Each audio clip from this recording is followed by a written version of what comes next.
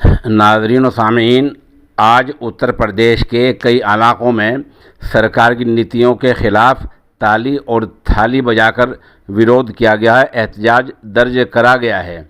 इसी कड़ी में ज़िला शामली के कस्बा कैराने में NSUI के ओहदेदारों ने ताली और थाली बजाकर सरकार की नीतियों के ख़िलाफ़ बड़ा एहतजाज किया है।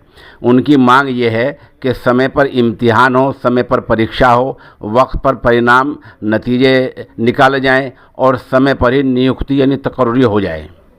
ये मांग रखी है। और सरकार की नीतियों के ख़िलाफ़ जो सरकार की नीतियां हैं रोज़गार के बारे में, बेरोज़गारी के मुद्दे को लेकर, बेरोज़गारी के इशू को लेकर NSUI के इन नौजवानों ने कैराने में बड़ा एहतजाज दर्ज कराया है।